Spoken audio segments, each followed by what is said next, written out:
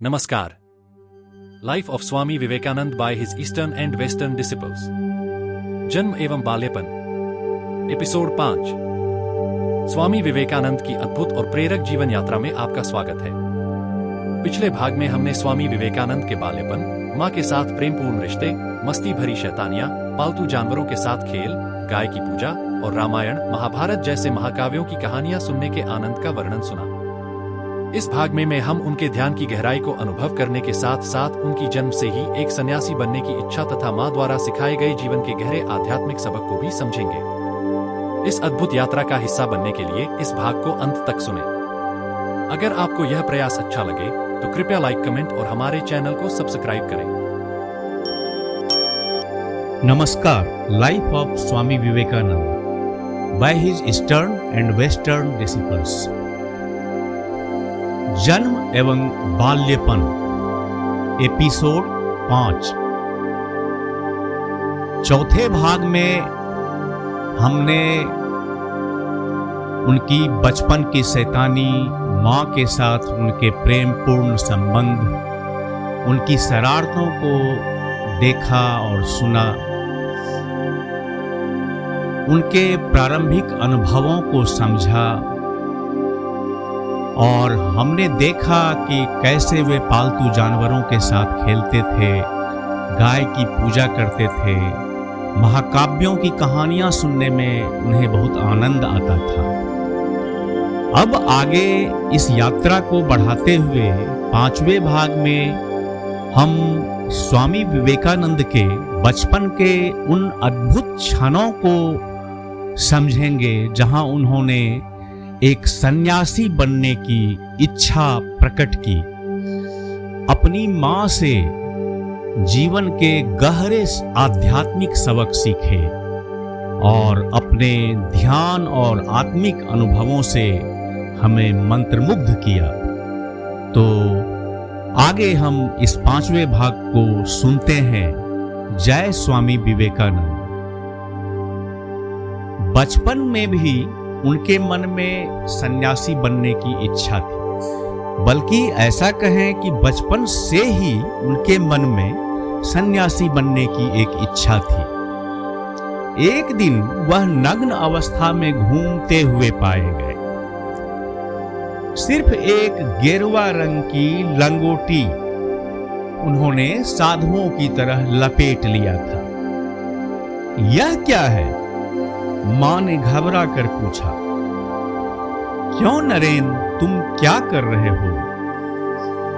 मैं शिव हूं, देखो मैं शिव हूं, नरेन ने खुश होकर कहा।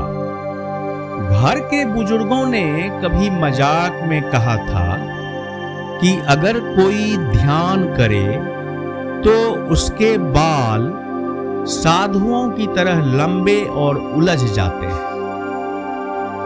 धीरे धीरे वही बाल बरगद के पेड़ की जड़ों की तरह धरती में समा जाते हैं।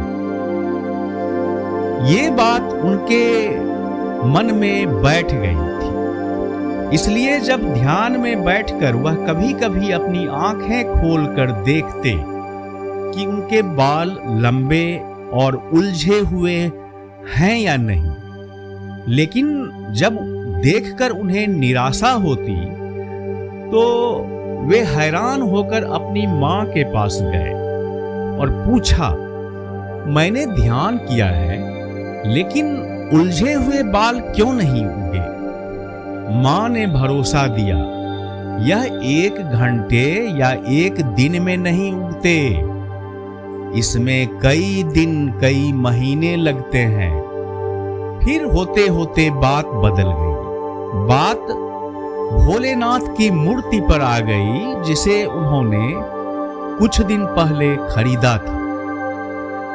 उन्होंने कहा कि जब वे सुबह मूर्ति के सामने बैठे थे तो उनकी मां के शब्द कि उन्हें असली शिव से दूर भेज दिया गया था क्योंकि वे शरारती थे, ये भाव उनके मन में बहुत जोर से आए। पुनर्जन्म को हर हिंदू बच्चा अनजाने में एक तथ्य के रूप में स्वीकार कर लेता है। इसलिए उन्होंने कहा, मुझे लगता है कि मैं पहले कभी साधु रह चुका हूं, और अगर मैं अच्छा हूं तो क्या शिव मुझे अपने पास वापस जाने देंगे? मां ने उत्तर दिया, हाँ, लेकिन उनका दिल इस विचार में डूब गया कि शायद वह भी अपने दादा की तरह दुनिया को त्याग कर शिव के पास वापस चले जाएंगे। फिर उन्होंने यह विचार निकाल दिया, यह सोचकर कि अभी कई साल बाकी हैं।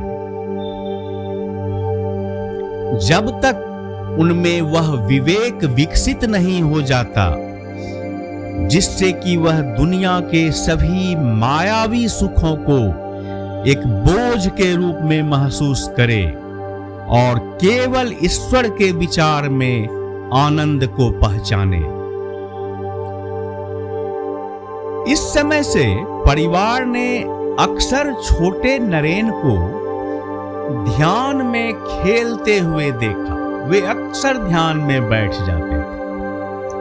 हालांकि यह खेल था, लेकिन इसने उनके अंदर की गहरी आध्यात्मिक भावनाओं को जगाया।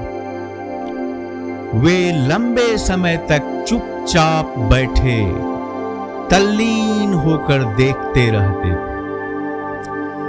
यह तल्लीनता इतनी गहरी थी कि कभी-कभी उन्हें वापस बच्चे की सामान्य स्थिति में लाना पड़ता था, और ऐसे मौकों पर उन्हें जगाना कभी-कभी और भी मुश्किल हो जाता था। कभी-कभी पड़ोस के लड़के भी उनके साथ इसमें शामिल हो जाते थे। एक शाम जब चांद आसमान में था और वे पूजा कक्ष में ध्यान की मुद्रा में बैठे थे, तो एक लड़के ने देखा कि पत्थर की फर्श पर एक बड़ा सा कोबरा सरक रहा है। उसने चिल्लाकर नरेन को आने की सूचना दी, सांप के आने की सूचना दी। बाकी लोग भी डर के मारे उठ खड़े हुए, लेकिन नरेन ध्यान में खोया हुआ रहा। दोस्तों ने आवाज लगाई, लेकिन कोई जवाब नहीं। वे उनके माता पिता के पास भागे, जो जल्दी से आए। कितना डर लगा होगा उन्हें जब उन्होंने एक कोबरा को फन फैलाए हुए देखा। मानो किसी अजीब तरह से मोहित हो गया हो। वे चिल्लाने से डर रहे थे कि कहीं सांप परेशान होकर हमला ना कर दे। फिर अचानक से वह सांप सरक गया। एक पल बाद वह कहीं नहीं दिखाई पड़ा। जब उसके माँ पिता ने पूछा कि वह क्यों नहीं भागा, तो नरेन ने कहा, मुझे तो सांप के बारे में कुछ पता ही नहीं था। मैं तो अद्भुत आनंद में डूबा हुआ था। हर रात नरेन को कुछ अजीबोगरीब दृश्य दिखाई देते थे। वह जिस तरह से सोता था वह अनोखा था। जैसे ही वे अपनी आंखें बंद करते, उनकी भौहों के बीच बदलते रंगों का एक अद्भुत प्रकाश बिंदु दिखाई देता, जो फैल जाता और फूट पड़ता और उनके पूरे शरीर को सफेद चमक की बाढ़ में नहला देता। जैसे ही उनका मन इस घटना में व्यस्त होता, उनका शरीर सो जाता। यह रोज की घटना थी जिसे वह अपनी छाती के बल लेटकर पूरा करता था। जैसे ही उसे नींद आती, रोशनी दिखाई देती। यह सोचकर कि यह बिल्कुल स्वाभाविक बात है जो हर किसी के साथ होती है। उन्होंने इसका वर्णन बहुत बाद तक नहीं किया। जब उन्होंने अपने एक दोस्त से पूछा कि क्या तुम्हें रात को सोते समय अपनी भौहों के बीच कोई रोशनी दिखाई देती है, दोस्त ने कहा कि नहीं। नरेन ने कहा मुझे दिखाई देती है। याद करने की कोशिश करो, बिस्तर पर जाते ही नींद में मत पड़ो। थोड़ी देर के लिए सतर्क रहो तो तुम इसे देख सकोगे। बाद के वर्षों में कोई ऐसा व्यक्ति था जो नरेन से यह प्रश्न पूछे, नरेन मेरे लड़के, क्या तुम सोते समय प्रकाश देखते हो? यह प्रश्न पूछने वाले उनके आध्यात्मिक गुरु श्री राम कृष्ण थे। लेकिन इस बारे में हम बाद में सुनेंगे।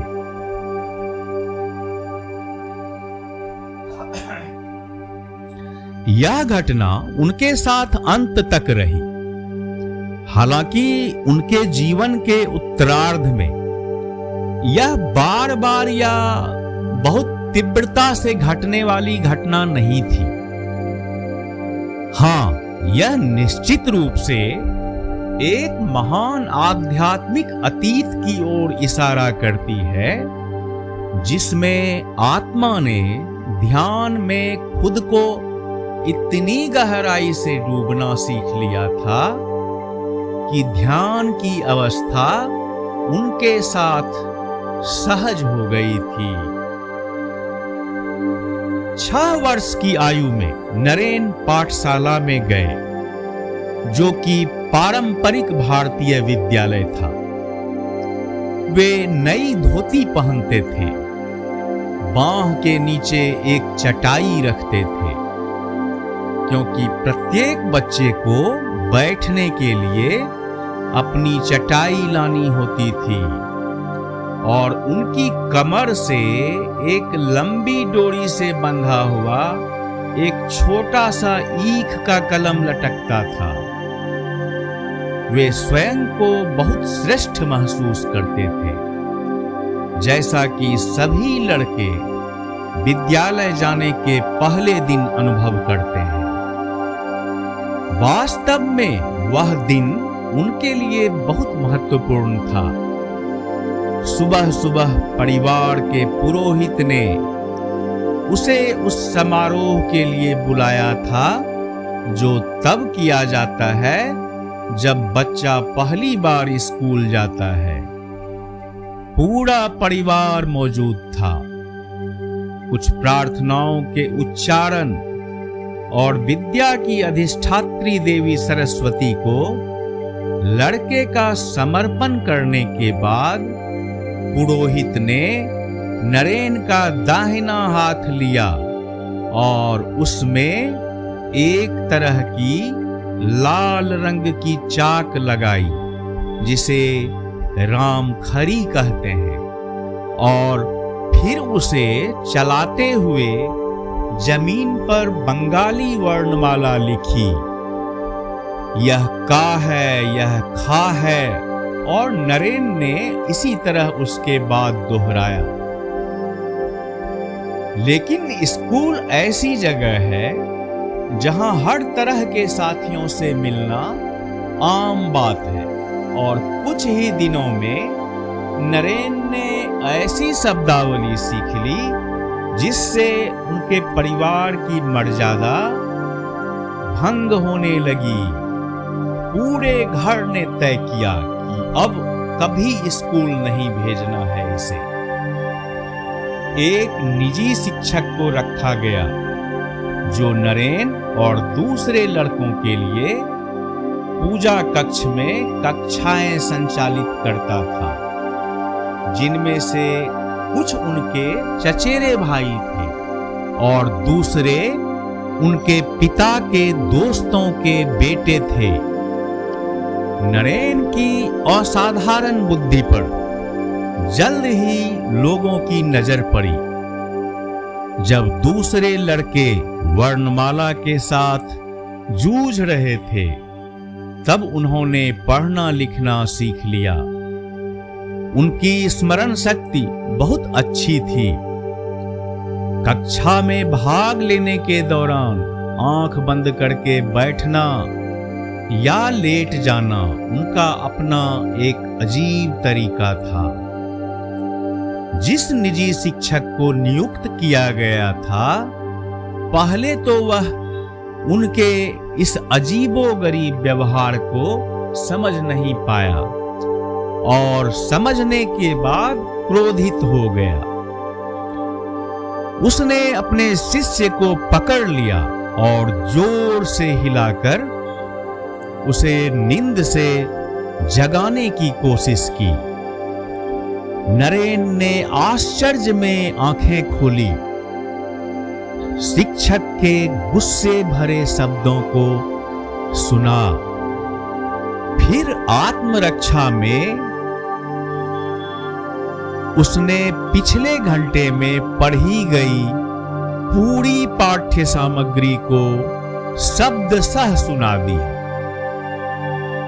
उसके बाद से शिक्षक इस शिष्य को प्रशंसा की दृष्टि से देखने लगे, क्योंकि अपने लंबे जीवन में शिक्षक ने कभी ऐसी अद्भुत स्मरण शक्ति वाले बालक को नहीं देखा था। यद्यपि नरेन की स्कूली शिक्षा इस तरह से शुरू हुई, लेकिन अपनी मां की गोद में उनका सीखना निरंतर जारी रहा। पुस्तक विद्या के संबंध में उन्होंने अपनी मां से बंगाली वर्णमाला सीखी और एक और किताब जो प्यारी चरण सरकार द्वारा लिखित थी, अंग्रेजी की पहली किताब, वो भी उन्होंने अपनी मां से सीखा।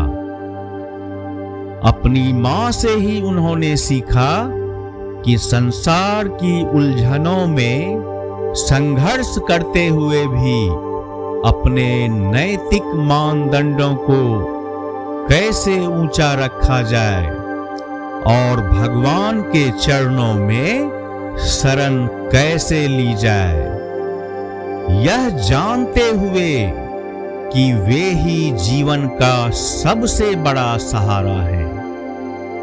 मां ने नरेन को यह भी सिखाया, जीवन भर पवित्र बने रहो, अपने सम्मान की रक्षा करो और दूसरों के सम्मान को कभी ठेस मत पहुंचाओ। बहुत शांत रहो, लेकिन जब आवश्यक हो तो अपना हृदय कठोर बना लो। नरेंद्र जीवन भर अपनी मां से हृदय से प्यार करते थे और उनकी शिक्षाओं को कंठस्थ रखते थे। कहते थे कि जो अपनी मां की पूजा नहीं कर सकता, वह कभी महान नहीं बन सकता। कई अवसरों पर वे गौरव से कहते, मैं अपने ज्ञान की उन्नति के लिए अपनी मां का ऋणी हूं। घर के अन्य सदस्यों ने भी नरेन की शिक्षा में योगदान दिया। रात में वे अपने एक पुराने रिश्तेदार नृसिंह दत्त की सुरक्षा में सोते थे, जो रामचंद्र के पिता थे, जो बाद में श्री रामकृष्ण के एक भक्त बने। संस्कृत में विद्वान इस व्यक्ति ने सोचा कि एक युवा को मन और चरित्र से प्रशिक्षित करने का सबसे अच्छा तरीका उसे कठिन और बौद्धिक विषयों को याद करवाना है। इसीलिए रात में उन्होंने लड़के को संस्कृत व्याकरण, मुग्ध बोध के सूत्र, अपने परिवार की वंशावली, देवी देवताओं के भजन और साथ ही रामायण और महाभारत के बहुत लंबे अंश सिखाए। इस प्रकार 1 वर्ष के समय में नरेन ने संस्कृत में काफी ज्ञान प्राप्त कर लिया था और निश्चित रूप से बचपन का यह प्रशिक्षण संस्कृत सीखने के लिए उनके जुनून का एक प्रारंभिक तत्व था। जय स्वामी विवेक।